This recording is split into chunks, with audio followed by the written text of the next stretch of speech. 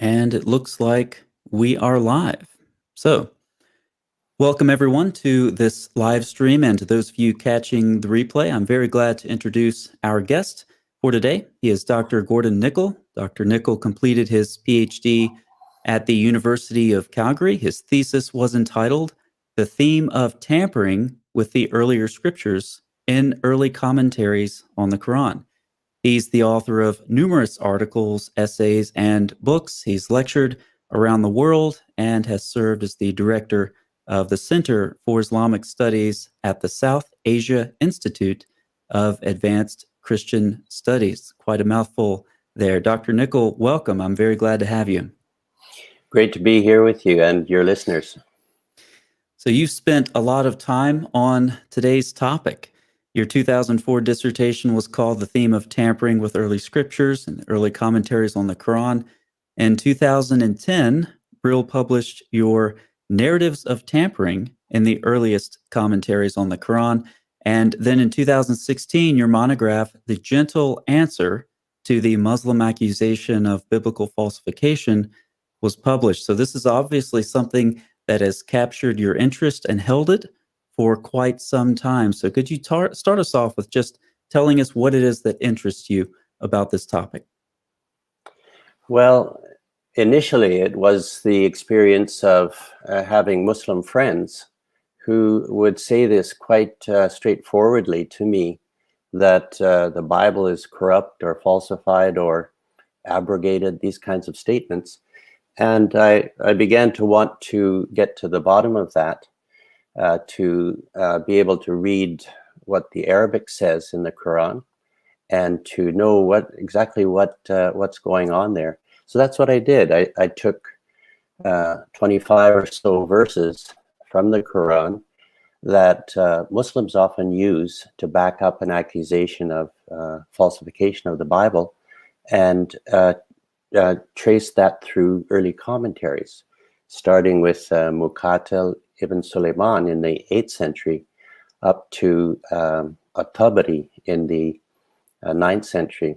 And so between those two exegetes, I wanted to know what they found in those books. And so I got a chance to do that.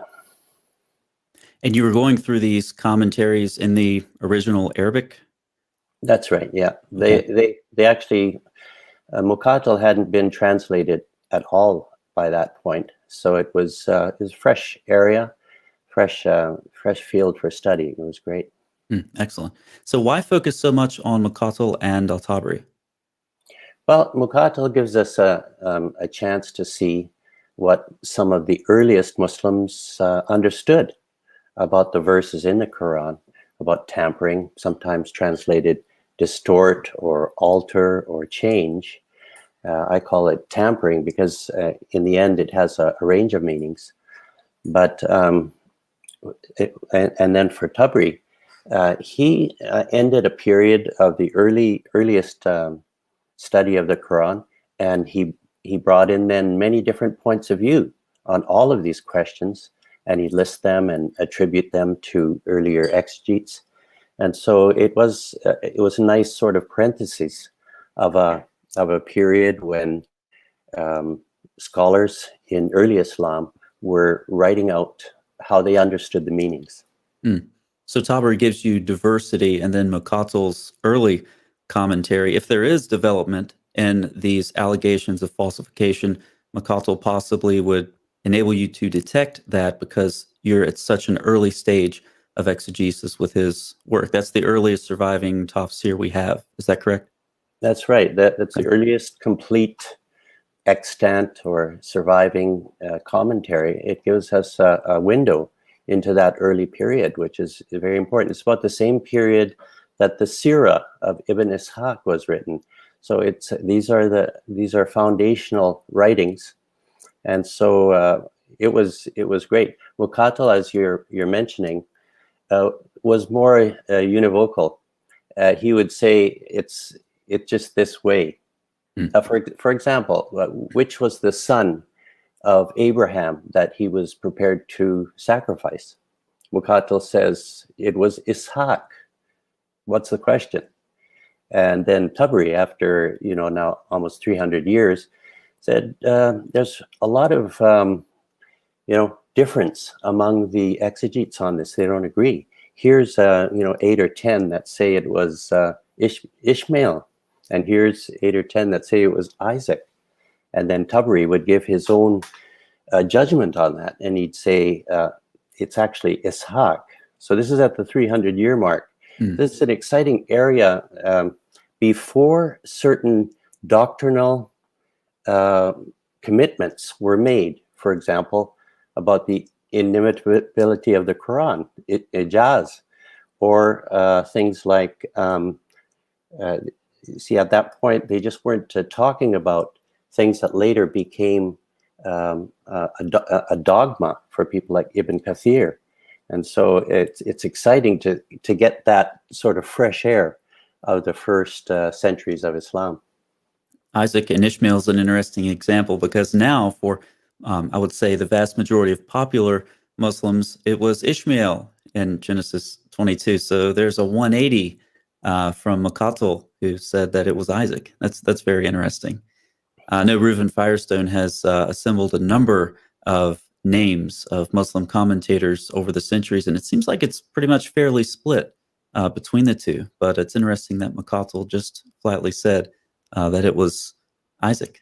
So very interesting. The book you mentioned, your monograph in 2016, The Gentle Answer to the Muslim Accusation of Biblical Falsification. So that first part, The Gentle Answer, can you tell us about that approach and what the intention is behind the gentle answer? Well, you can just come at it from the biblical side. This expression, gentle answer, comes in the Old Testament book of Proverbs, chapter 15, that a gentle answer turns away wrath. That is, if you want to discuss things in a good way, let your answer be gentle.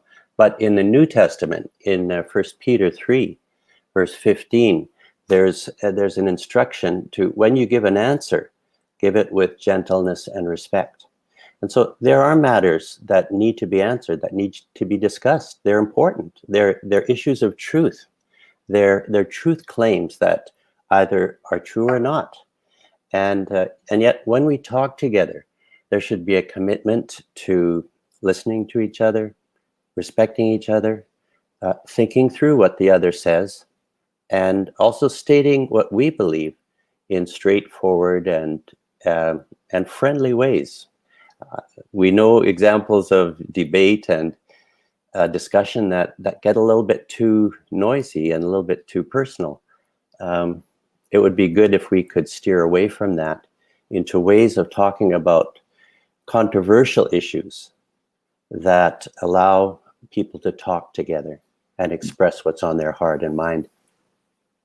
And when we have these discussions with Muslims, inevitably some material will enter the conversation that ultimately derives from a 19th century book, Izar al-Haq. And you discuss this book in your Gentle Answer. Demonstration of Truth, I believe, is how you translate that title. So could you explain a little bit to us about this book, why it's so important to still be interacting with it here in what is now 2021, and why this book's important? Yeah, good question, Colin.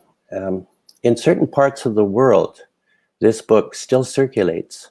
People are still talking about it today, though it was written in the mid-1800s.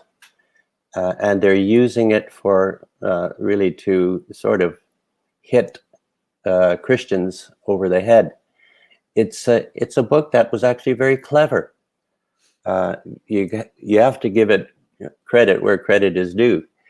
In the mid-1800s, some Muslims in India discovered that scholars in Europe were raising questions about the Bible and how it came together. We call this shorthand higher criticism or historical criticism. And they started getting those books to use in debates with Christians. And so the author of Izar al-Haq or in Arabic, Izhar al-Haq, um, who is Rahmatullah Kiranwi. He started collecting these books with a friend there in Agra, India, and together they pulled out quotes where European scholars, that is supposedly Christian scholars, were raising questions about how the Bible came together.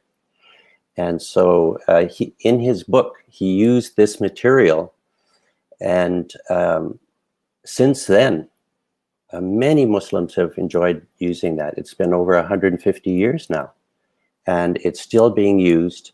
And my friends in India became troubled with this book, and they said, you know, isn't there an answer for the sorts of accusations that are coming in this book, Izhar al-Haq? And so, frankly, they said, my friend said to me, hey, what's with you? You've had a chance to study and get a PhD. Like, what are you doing? Like, can't you help us deal with what's really discouraging for us? That is, it's discouraging our faith because it's such a such an attack. They read it in the Urdu language, and it's very salty. It's very insulting in its language, and they were feeling bad. So they challenged me, you know, what about you? Why don't you use your PhD for something good? You know, help us out. That's finally why I did it. This material is still alive in recent years through people like Ahmed Deedat, right? I think that's where he got a lot of his material. Yeah, true. Yeah, and so it's spread throughout the Western English-speaking world as well, for sure. Yeah, that's good. It seems in some ways similar to something like the Gospel of Barnabas, where something will enter the polemical stream and it becomes very difficult to counter, even though there's not a lot of substance. It becomes so widespread and popular and repeated that it becomes a very deeply entrenched belief for some. So that would indicate the fact that you're dealing with this book would indicate that we're seeing something like that with the demonstration of truth. I'm sorry, did you want to comment on that? Well, just that even the Gospel of Barnabas is a little easier to handle simply because scholars are clear that there's no Gospel of Barnabas from the early years of Christianity or from the first 1,000 years of Christianity, even the first 1,500 years of Christianity. This was written by a convert to Islam who wanted to attack, and it's full of errors, even according to Islam. Whereas Izhar al-Haq, one of the things that was difficult, I'm sorry, I'm saying it in Urdu rather than in Arabic. One of the things that was difficult was it used very difficult German material that few could read, and even if you read German, difficult because it's theological German.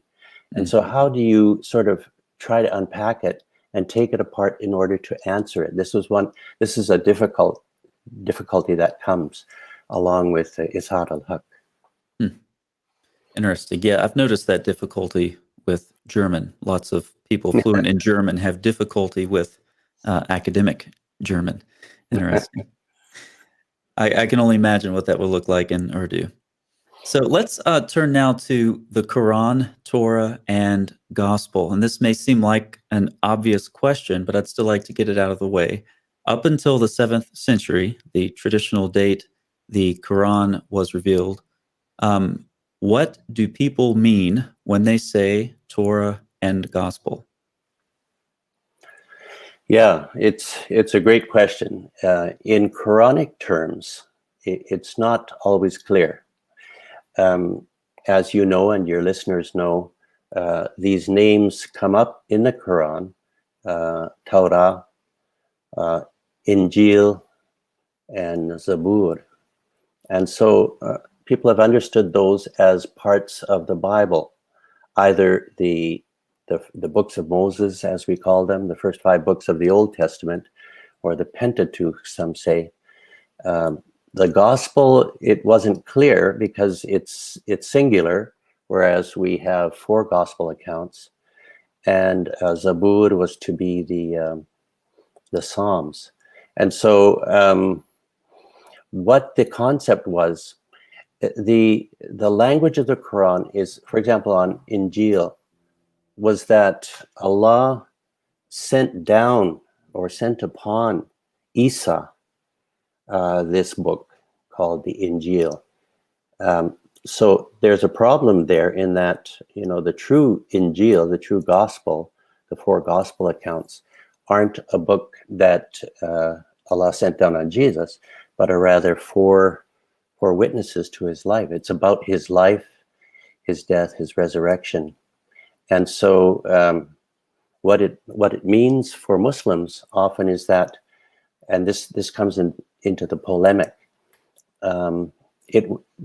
there was a book like that once, but it's disappeared, or it was taken up, some say, or it's corrupt now, or it's been actively falsified. And so, but what exactly is it? Because in conversation with Muslims, when Christians appeal to those names in the Quran, they're asking for an understanding. They're asking for a bridge for conversation to discuss what's in those books in order to explore the truth about God and many other things. And so this is the problem with the polemic. It doesn't allow that discussion, that peaceful, calm, thoughtful discussion that we need, because of these different accusations against the scriptures. Just to add, Colin, every time the Quran actually mentions Torah, Injil, or Zabur, it's always in the most positive and respectful terms. Never when these scriptures are actually mentioned is there any word about trouble with them. There is trouble with their custodians, that is, the people who handled them according to the Quran, but not with those scriptures themselves in these verses. Yes, I hope that viewers pick up on that, because that's very important to keep in mind. You say that there's no verb of tampering associated with the Torah or the gospel, and given the widespread accusations of biblical falsification, that's quite a thing for the Quran not to say. That is, it's not explicitly rooted in the text of the Quran. There definitely are verses that have these verbs of tampering or change, but never is one of those verbs in the same verse with the mention of the scriptures. When the actual name is there, or something that's clear, like the book given to Moses, right? Never in those cases is there a negative comment. So it's the interpretation of those verses that have a variety of pronouns that aren't filled out. Which book is being talked about here? Who's doing the action? These things aren't filled out. So in interpretation, the exegete may say, well, these are the Jews, and this is the Torah. That's not in the verse. This is in the exegesis. Very interesting. And your comment is also illuminating when you describe the Quran's attitude towards the Jews and the Christians, and then towards their books. So I think Surah 5 is a good example of this. Verses 43 through 48, you get glowing endorsements of the gospel and Torah. But then verse 51 is quite a big change. It says, you who believe, do not take the Jews and Christians as allies. They are allies of each other. So you get a glowing endorsement of the Torah and gospel juxtaposed with some criticism of the Jews and the Christians themselves. That's a very unfortunate verse. Don't take Christians and Jews for friends. If you have Muslims in your audience, I just like to say, as a Christian, I never feel that way that I can't take you as a friend. In fact, my scripture encourages me to take you as a friend. It doesn't allow me to see you as an enemy or to hate you. So I'm sorry that these verses are there, because many Muslims seeking to be faithful have taken them literally and said, hey, I just won't relate to non-Muslims. It's That unfortunate. certainly closes any attempts to have a peaceful discussion, doesn't it? Yeah. I want to go back to something you said earlier, because this is something I see a lot.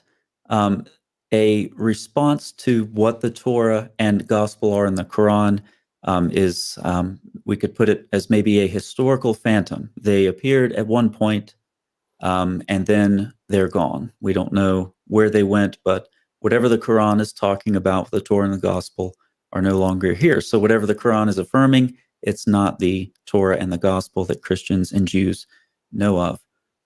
Is such an explanation supported by the Quran? Or does the Quran present the Torah and the Gospel as something that exists in history, that existed in the 7th century, and that are there for the Christians and Jews to reference? Yeah, that's something that we should get clear. And what does the Quran say about that? Great question. You see, there's never any kind of expression like the original gospel, the uncorrupted gospel, the gospel that has disappeared. It never appears. That expression never comes into the Quran.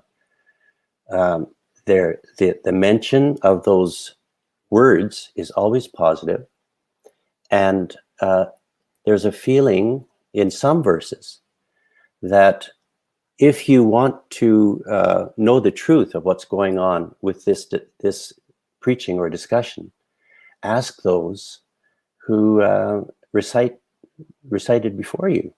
Ask the people of the book. Ask the people who have those books. There's a feeling in the Quran and in much of the literature in the whole history of Islam that these scriptures are physical, intact, and there's even Arabic expressions like they're with them, right? Or between their two hands, right? That's tactile. That's something you can even feel. It's a description in the Quran of scriptures that are conceived of as being present, as being able to check, and as being intact. And so these theories of the gospel disappearing, not being the original gospel, those come from outside. Those come from polemic, not from the Quran. At least that's my reading. I'm glad to be corrected, but this is what I've learned from the way that the Quran talks about the pre-Islamic scriptures. So is it fair to say from Surah 7:157, you mentioned being something tangible, a book that you can hold. Yeah. Surah 7:157, those who follow the messenger, the prophet of the common people, whom they find written in their Torah and gospel. Is this another fairly strong indicator that the Torah and gospel, the Quran sees them as being written down in the 7th century? I'm glad that you brought up that verse, because here they're named in the same verse, right? And I just looking at it here in the commentary. This is an indication that they're present, because the verbs there are imperfect. So in Arabic, you have a past and you have an imperfect that is present and future. And so it says in the verse you quoted that it's written there with them, right? This is in the present, whom they find written in their Torah and Gospel. Now, this raises a very important question. It seems in this verse certainly, but in the Quran and in Islamic life generally, there was a great interest in seeing that the Bible prophesied the coming of the messenger of Islam. I hope you don't mind, and your listeners, instead of saying Muhammad too many times, I just like to say the messenger of Islam, but that's what I mean, okay? So there was a need for attestation, that is, something from the past that could vouch for, that could give a stamp on something that's coming as fulfillment of prophecy. And so there was a great search in the early centuries of Islam to find any kind of part of the Bible that could be then read as a prophecy or a mention of the messenger of Islam. And this led to two things. You can imagine what discussions were like. The Arab conquerors are spreading out through the Middle East. They're meeting active communities of Christians and Jews. And they're saying to them, perhaps, hey, you know, our messenger, our prophet, you can find written in the Torah and Gospel. Well, who has the Torah and Gospel? Who knows Greek and Hebrew and Aramaic and Syriac? Well, it's the Christians and Jews. And so there's an answer back. Wow, we've read the Bible. We know it well. We didn't find anything like that at all. So where does that go then? Mm. Are they lying?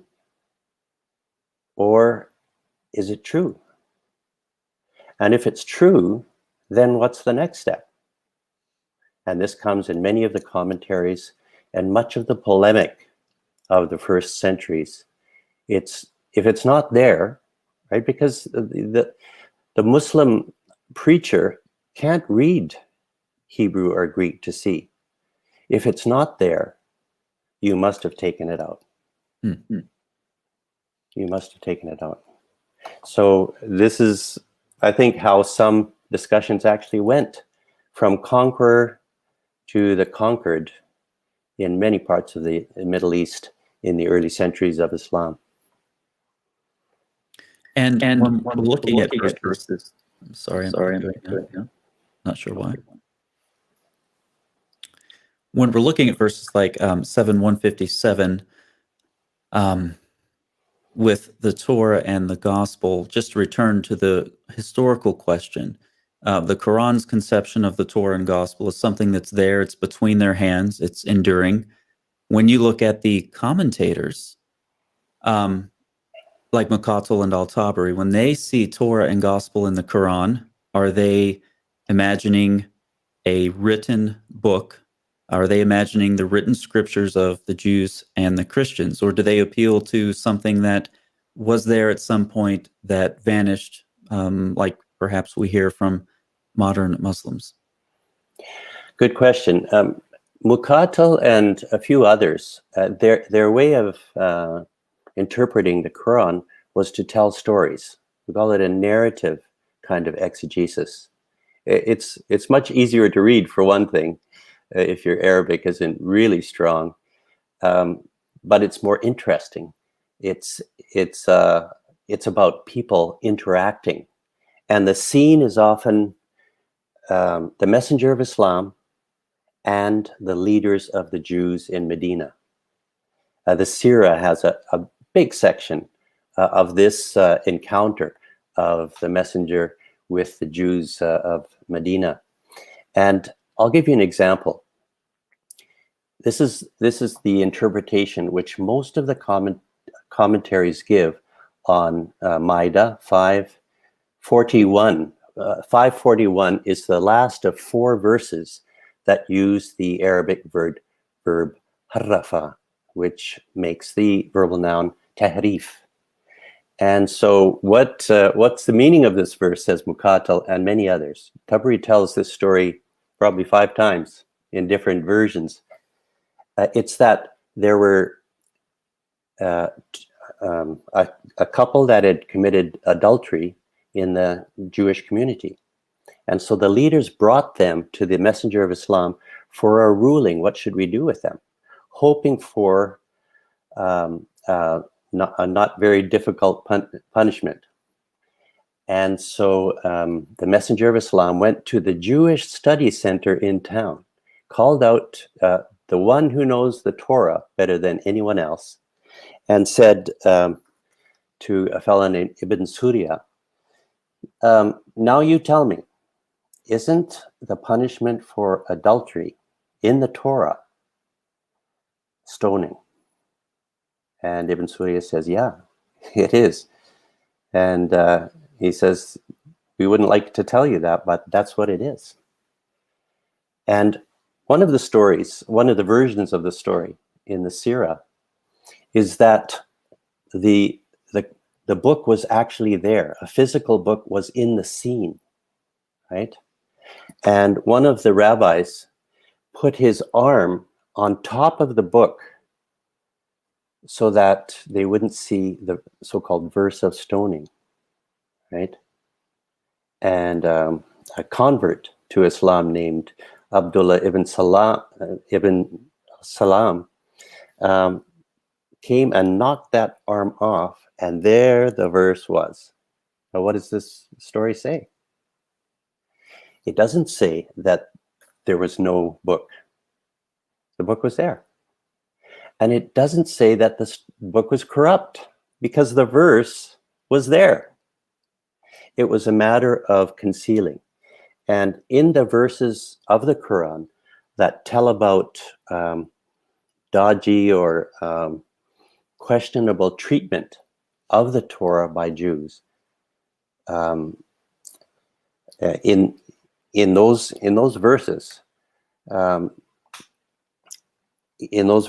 this is one of the really important facts, that it was there in the scene, and there's nothing in the verse, even in the commentaries, that say it was already corrupt somehow. Fascinating. So in your book, The Gentle Answer, you have chapter 2, which is entitled The Quran's Respectful View of the Bible. And we've discussed a lot of this, and I'd like to just kind of summarize some of what we've covered so far before we get into a specific example of a verse that's been used to argue from tampering. So you said none of the tampering verbs are associated with the actual Torah and Gospel. The Torah and Gospel, according to the Quran, are something there that are present at the time of its recitation. You mentioned the imperfect verb form in Surah 7:157, and even these early commentators are imagining a Torah that's intact, and they're relying on the assumption of an intact Torah to validate some of their arguments, like in the story that you shared. Anything else, kind of big picture, that you would add regarding the Quran's respectful view of the Bible? Well, even this search to find some kind of attestation, some kind of vouching for the Messenger of Islam from the earlier scriptures is actually a compliment to those scriptures, isn't it? Some of the scholars, so like John Wansbrough, said, how could the new claims be measured? How could they possibly be measured except from what was already there? And there's a great respect for the Torah, for the Injil as books from God, and that this would be the only, like, where else would they be able to find, sort of support for the new teaching, for the prophethood of the Messenger of Islam? It would have to be from what's already there. And so that in itself, we need to see as a very high view of those pre-Islamic scriptures. And as I said, many made huge efforts to find in those scriptures anything that could be interpreted as referring to the Messenger of Islam. Even Ibn Hazm, who after 400, 500 years wrote a stiff polemic against the Bible, even he wrote about these scriptures, which he said mentioned the messenger of Islam. And so this is a huge compliment to them, and it's holding them very high. Absolutely. That's Ibn Hazm illustrates the conflict of both affirming that Muhammad is in the Bible, but then also affirming that the Bible is corrupt. It's a very interesting set of views that seem to conflict, that some Muslims hold as being in harmony with each other. It does conflict. The way he resolved this, and a few others as well, said, yeah, most of it is corrupt, but Allah protected these verses out of the whole Bible so that there could be a witness to the messenger of Islam. Does it sound likely? But this is what Ibn Hazm finally said about that conflict. So let's get into a specific example of a verse that's been used to argue for tampering. This is Surah 279, and I'll just read the verse. So, woe to those who write the book with their own hands and then say this is from God in order to sell it for a small price. Woe to them for what their hands have written, and woe to them for what they earn. So let's start with what the verse does and does not say that you think are important and relevant to this conversation. What does the verse say and what does it not say? Yeah, I'm glad you're bringing this up, because these are the verses that have been used perhaps most frequently to make an accusation of corruption or falsification against the Bible. And what it doesn't say, first of all, right? It doesn't say what the book was. It mentions kitab, a book.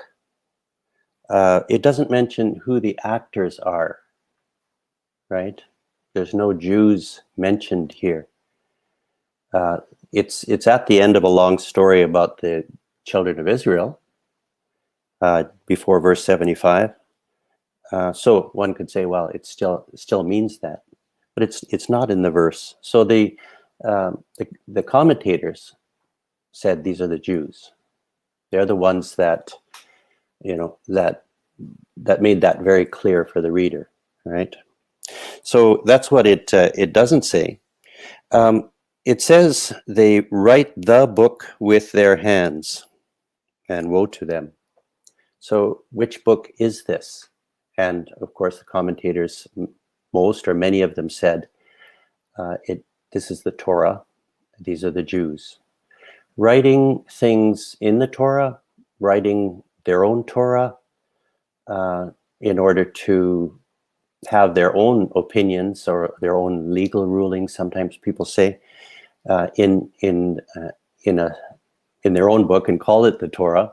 Again, we said earlier, who's reading? Very few people are reading at this time in the 7th century, and very few Muslims would read Arabic. There may be some converts that could read it, but very few would read Arabic. So what actually is this about? But what it does say, though, this expression, writing the book with their hands, this seems to be the trigger of the strongest accusations of falsification against the Bible. It's exactly this, to write a book with your hands and then say, this is from God, right? And then to sell it. They've written something with their hands, they're selling it, and they're claiming that it's from God. This is what the verse does say. And I think you'll shift over to 378 later on. This is the same kind of language that again seems to trigger a really harsh accusation against the Bible.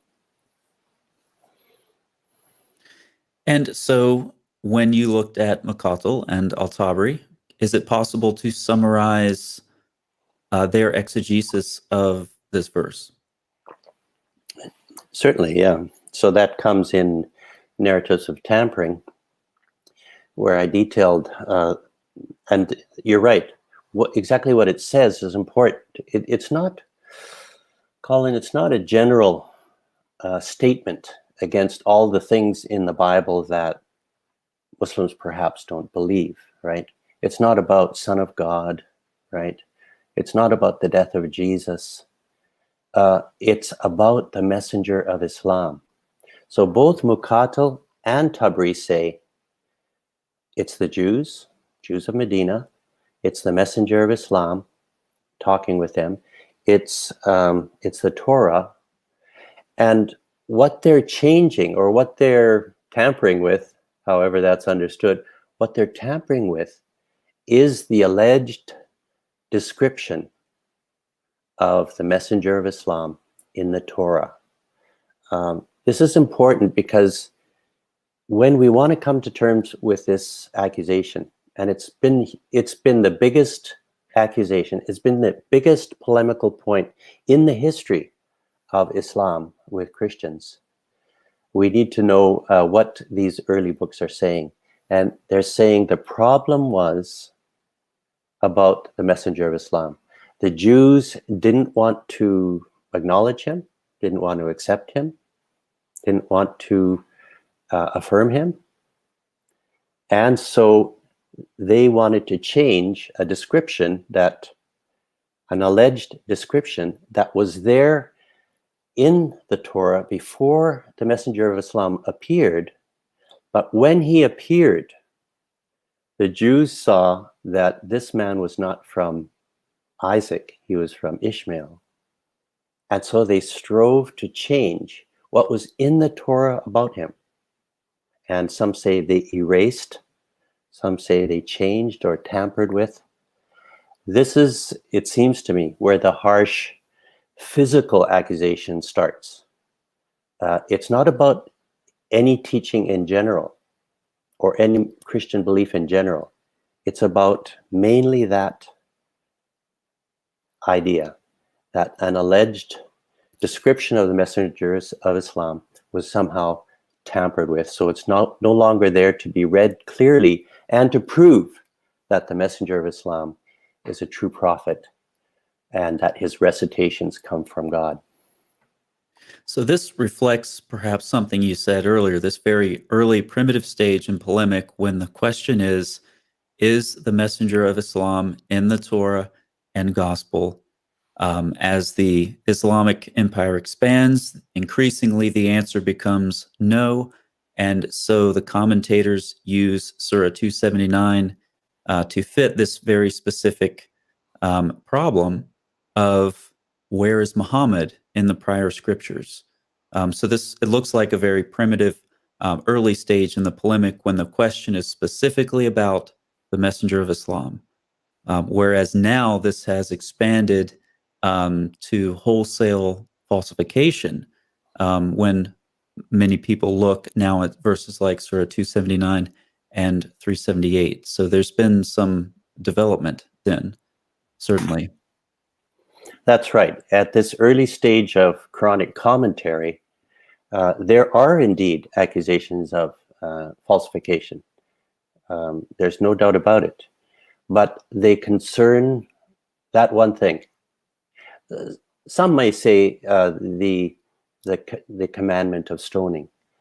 Some may say that, but the stories say that actually wasn't a problem in the Torah. But their main point was seeking for attestation to their messenger and to have the stamp of approval from the past, from these great scriptures to their messenger. In your book, The Gentle Answer, you give some examples of the alleged physical descriptions of Muhammad that were erased. And some of them are extremely detailed. Hair, color, eye color, height, and so forth. One thing that struck me is it raised the question of just general familiarity that these authors have with the Torah and with the Bible as a whole, because any informed reader of the Bible knows that physical descriptions of characters are only mentioned when they're relevant to the story. So the hair of Samson, the hair of Absalom, the strength of Samson, the height of Goliath, and so forth. But to have a messenger or a prophet described in the Bible in such detail as some of these Muslim authors said Muhammad was in the Torah seems very out of touch with the general nature of the Torah. So can you comment on what you think the familiarity level was of some of these authors like McConnell and Tabari with the actual text of the Torah and Gospel? Yeah, I'm glad you're bringing us back to that question, because we need to say a bit more about that. It's true that during the first centuries of Islam, there was very little knowledge among scholars and ordinary people alike about what was actually in the Torah, that is, actually reading the Torah. The Quran itself has a few verses that seem to echo wordings in the Torah. You know, the eye for an eye, for example. You mentioned Surah Maida. I think there's even something about a camel through the eye of a needle. And so these are echoes. Perhaps somebody heard it, and so it's made its way into the Quran. But other than that, there seems to be very little knowledge in the Quran of what is written in the pre-Islamic scriptures. So there's many stories, as you know, many stories about Moses. Let's take that, and a lot of detail, a lot of content, and yet at no point does one think that this is exactly like it is in the Torah. And there are details in the Quranic tellings of these stories that are unaccountable. For example, that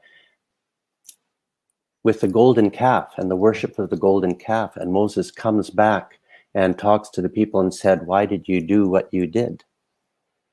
They said, "It's the Samari, it's the Samaritan." Like, what's that about? So from no known source, suddenly it's there in the Quran. And there's no sense of maybe checking with the Torah to see how the story goes. Not in the Quran. There seems to be an overhearing of stories and a retelling of those stories, but no actual close knowledge of what's in those stories. So Ibn Hazm was famous for actually getting to know what was in the Torah and reading it in translation. But there were very few before Ibn Hazm that did that kind of homework before talking about the Torah and the Gospel. It's a very interesting question, because I've looked a lot at the stories in the Quran, and of course, many scholars have noted over the centuries the very close parallels to rabbinic literature, and then, of course, increasingly scholars are seeing the close parallels with Syriac literature. And it is very curious that the Quran does not actually mention these as sources, but it mentions the Torah and the Gospel. And so it's a very interesting question to ask, what the Quran's conception of Torah and Gospel actually are. Mm-hmm. And you, McConnell's commentary on Surah 279, you mentioned something that you call in your book a timestamp with respect to the Jews of Medina. Can you explain what you mean by timestamp and why that's important? Okay, thank you. The idea of a timestamp on, say, a carton of juice. You know, you don't want to drink it after, when it's expired and it's gone off. You see, if you have stories about the Jews changing the Torah when they saw the messenger of Islam, right? Then you're talking about the 7th century. It's a timestamp. If this is your idea of falsification, that it happened in response to the appearance of the messenger of Islam, that can be tested. How? Well, you can see before the 7th century and you can see after the 7th century. Now, until relatively recently, we didn't have this great collection of manuscripts from the Dead Sea Scrolls in BC, in before Christ, all the way through to the present day. But now you can take these manuscripts of Old Testament and New Testament in Greek, like the Septuagint, or in Hebrew, like the Dead Sea Scrolls, and you can compare them with the texts of these books after the 7th century. And you can ask the question, did they change during the 7th century? Are there any verses in the Dead Sea Scrolls, which are now 800 years before Islam, that mention somebody coming that then are not in the texts after the 7th century? You see the timestamp? And so it's a good way of testing. And this is what I do in the gentle answer. I just calmly review these manuscripts, and they speak to this question. And so I would think that Muslim friends as well,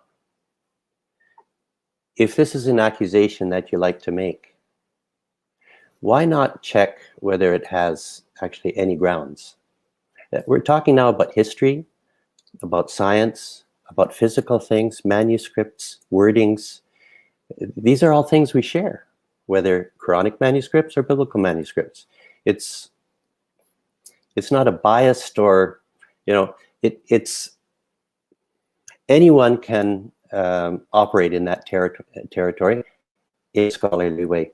And so this is the timestamp, Colin. If, as the early commentators say, the Jews changed the Torah after seeing that Muhammad was from Ishmael rather than Isaac, we can check exactly whether that's true or not. And this theory that the biblical manuscripts were changed was unfalsifiable even at the time that Isar al-Haq was written. And so that's something that's been changed with the discovery of the Dead Sea Scrolls. And in your book, you go through, okay, we have, up until the 7th century, we have manuscripts of the Bible in all of these languages spread over all of this geographical area. And like you said, McCaughill's theory, his exegesis and Tabri's exegesis of Surah 279 and other verses is eminently falsifiable now. We can actually look at these manuscripts and say, okay, were these Jews successful in changing the Torah? Did they change all of the manuscripts and so forth? And so it's very easily falsifiable. And this is, as I said, I think a big difference in polemics in the 20th century because of the discovery of the Dead Sea Scrolls. We can't simply claim that McCaughill's exegesis is valid because we have manuscripts that show that it's not the case. Yeah, it's an important point that you raise in having a conversation with Muslim friends. You see, the accusation actually came from you to us. This is what happened in the 7th, 8th, 9th century. We'd never heard this before, Christians and Jews. It came to us from you.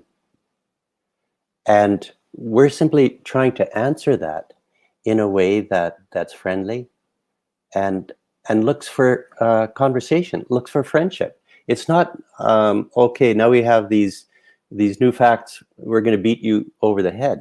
It's crazy. Why would we want to do that? We'd like to read the contents of the gospel and the Quran sitting together and discuss them. That's what we're about. In this case, what happened is that Rematullah Keranvi wrote his book in the mid-1800s. The famous debate with missionary C.G. Fander was in 1854. And 10 years later, as we understand, the Izhar al-Haq was published in Istanbul. And at that time, there were a number of very important manuscript discoveries that hadn't yet been made, simply because people couldn't move freely around the Middle East with the Ottomans ruling it. And so French scholars, German scholars, other scholars started traveling in that area and finding manuscripts. And the number of manuscripts that have been discovered since that book was written is just unbelievable. In papyrus, in skins of goats. What's the word for that now?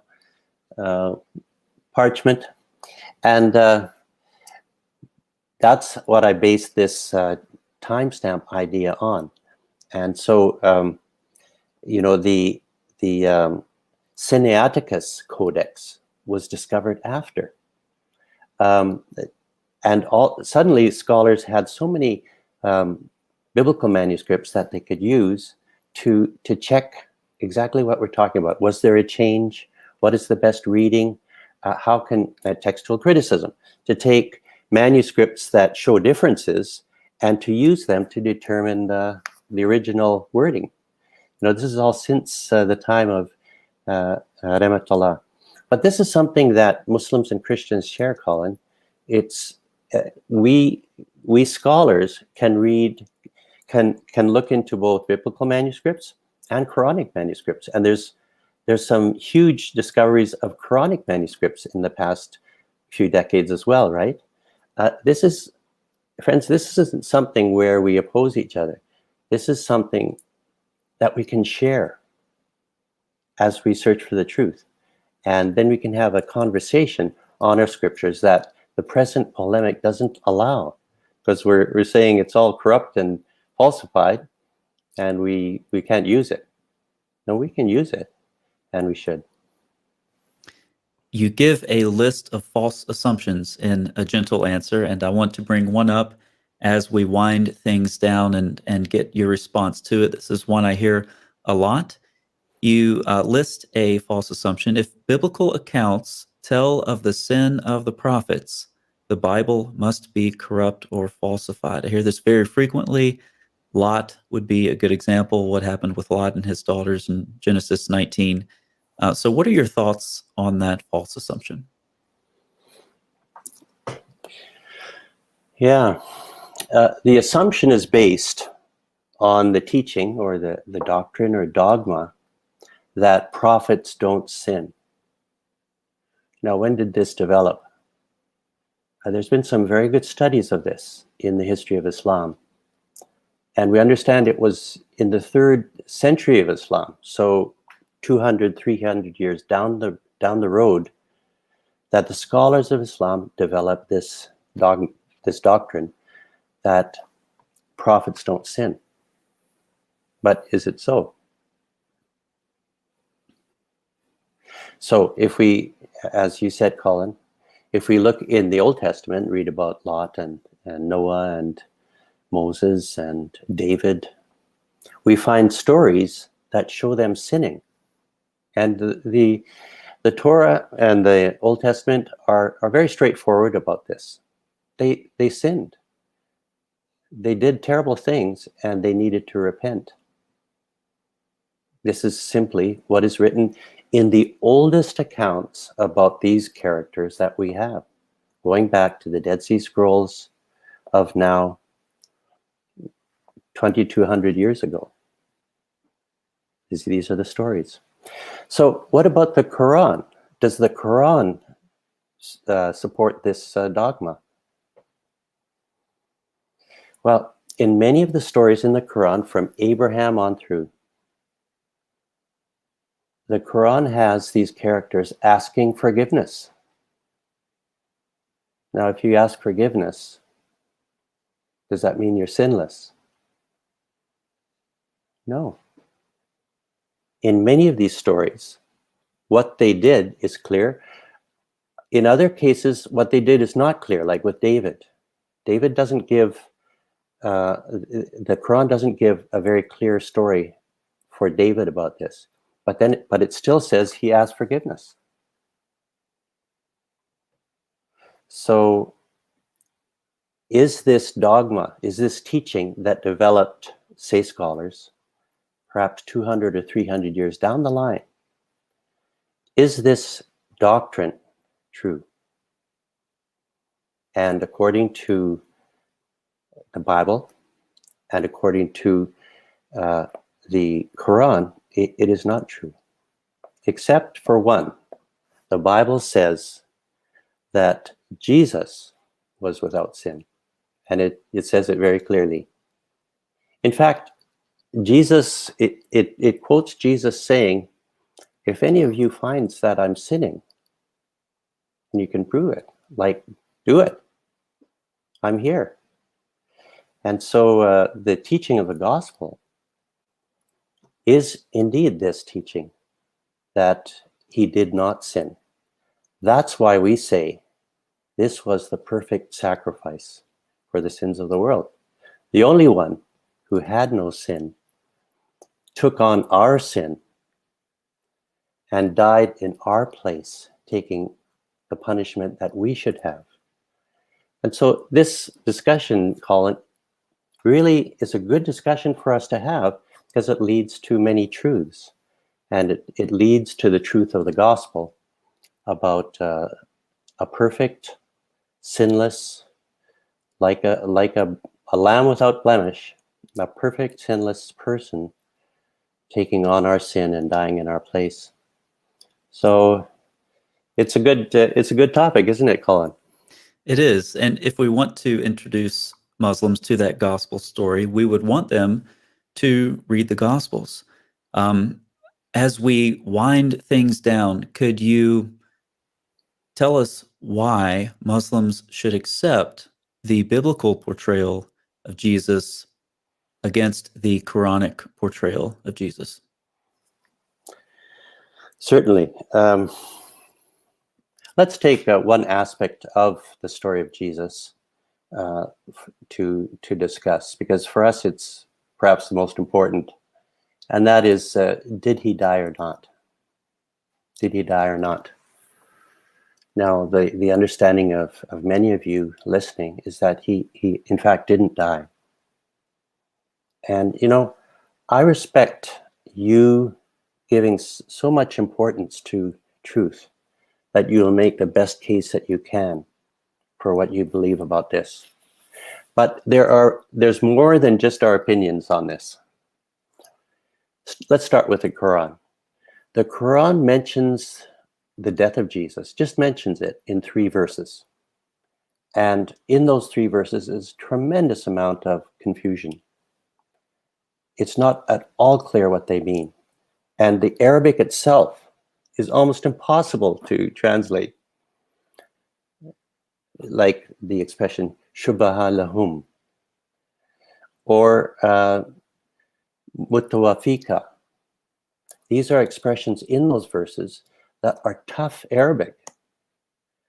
And so what do they say finally? They leave the reader in doubt. Should the word of God leave people in doubt about this important, what for Christians is a fact? So when we go over then to the gospel, we have a 4-fold gospel, that is 4 witnesses to the life of Jesus. That is, they're reporting what people actually saw and heard.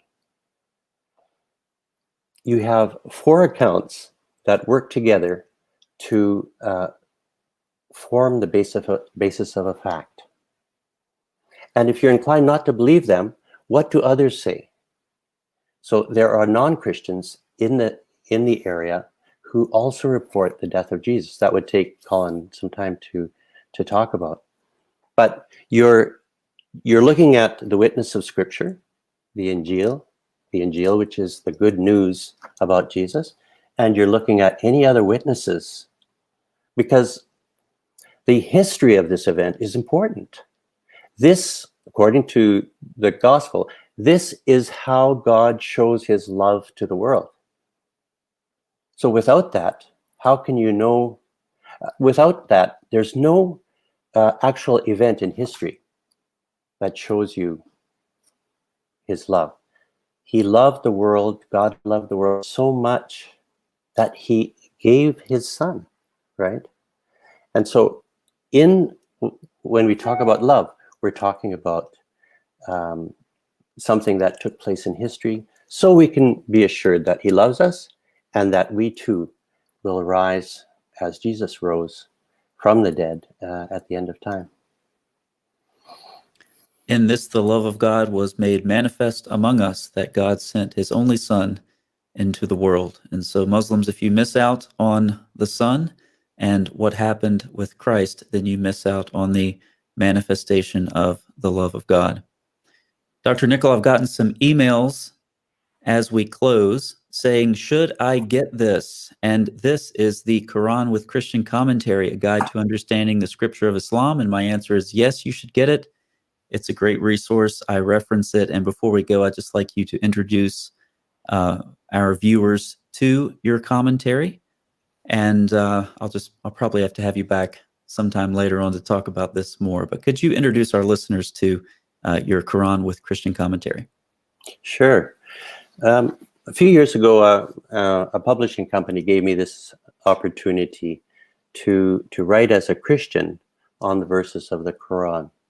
And that was a great adventure and just a tremendous learning experience. So yeah, the book is this one. And so what I did was to go from first verse to last and make comments, especially at the points that would be interesting to Christians and Jews and non-Muslims. But I made many comments. So it's organized as a sort of a study Bible, that you've got the text of the Quran above and comments on the verses below. And so I thought, if Christians are going to talk with Muslims about the Quran, they should make the effort to get to know it. And so this was a great chance for me to do that and also to share that with other readers. This is a privilege to be able to study these things together. It's a privilege for us to read what's in the Quran. And, our wish is that you would read what is in the Bible, especially the gospel accounts, so we can talk about it together. We're quite happy to read the Quran, even in Arabic, to learn Arabic in order to do it. Friends, this means that we respect you. We respect what you believe. We respect your convictions. We respect your zeal. And we want to talk with you about the kinds of questions that come up between us in a friendly and a comfortable way. And for those of you who like electronic resources, the Quran with Christian Commentary is available on Logos as well. You can check out more of Dr. Nickel's work in the description box. There are links there to books and other articles and essays that he's written. Gordon, it's been a real pleasure having you on with us. Thank you so much for being here.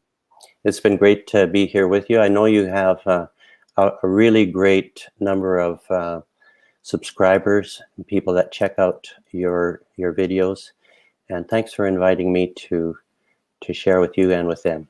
And a big thanks to everyone out there watching, and a thanks to my Patreon supporters as well who make this channel and interviews like this possible. I'll see you all next time.